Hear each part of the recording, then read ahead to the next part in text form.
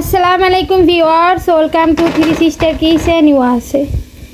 আজকে আমার রেসিপি মিষ্টি কুমার ভাজা।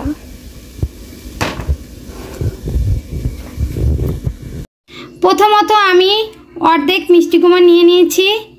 মিষ্টি কুমারটা আমি ছিলে কেটে নেব। দেন আমি মিষ্টি কুমার এইভাবে করে পিস পিস করে কেটে নিয়েছি। আর সাথে আমি মিষ্টি কুমারের খোসাগুলো রেখে দিয়েছি, এটা আমি ভর্তা করব আলাদাভাবে।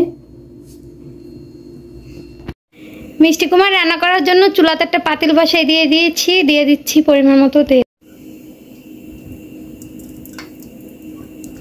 দিয়ে দিচ্ছি চিংড়ি মাছ। চিংড়ি মাছ দেওয়ার পরে বেশ কিছুক্ষণ ভেজে নিচ্ছি।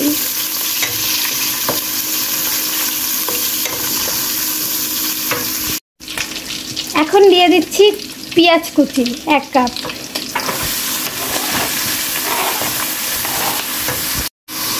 বেশ কিছুক্ষণ চিংড়ি মাছ আর পেঁয়াজ ভেজে নেব।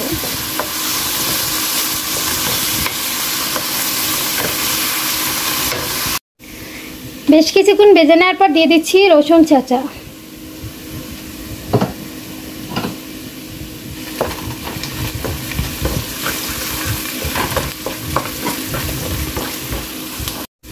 দিয়ে দিচ্ছি 1/2 চামচ হলুদের গুঁড়ো।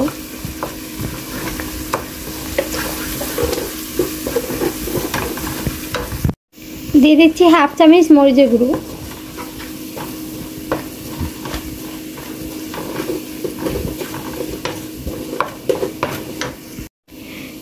দিয়ে দিচ্ছি পরিমাণ মতো লবণ।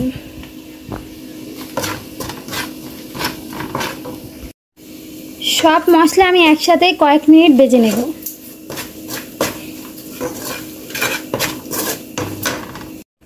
কয়েক মিনিট ভেজে নেওয়ার পর দিয়ে দিচ্ছি 1/2 কাপ পানি।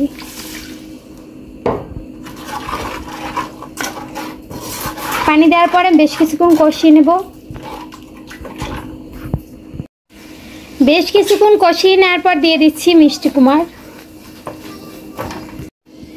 মিষ্টি কুমার দেওয়ার পর বেশ কিছুক্ষণ কষিয়ে নেব।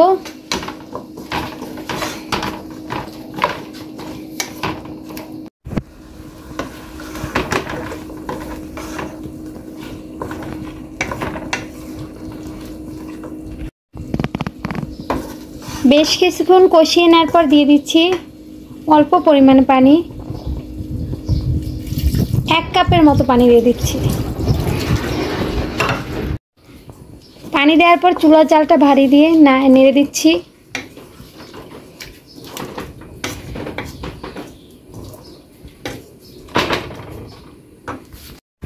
নেড়ে দেওয়ার পর ঢাকনা দিয়ে ঢেকে চুলার জালটা মিডিয়াম আঁচে দিয়ে দেবো।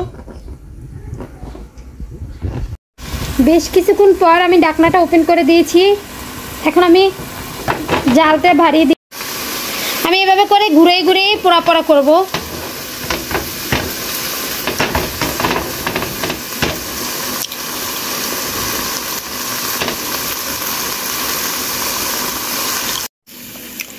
দেন আমি ঘুরে ঘুরে পোড়া পোড়া করে নিয়েছি। এখন আমি উপর থেকে দিয়ে দিচ্ছি ধনেপাতা।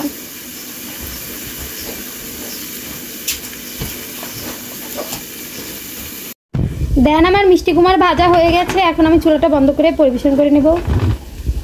আমি মিষ্টি কুমার ভাজা পরিবেশন করে নিয়েছি। তো আমার এই রেসিপিটা আপনাদের কীরকম লাগছে অবশ্যই লাইক কমেন্ট সাবস্ক্রাইব করে জানাবেন। আজকের মতো এই পর্যন্ত। সবাই ভালো থাকবেন, সুস্থ থাকবেন। আসসালামু আলাইকুম।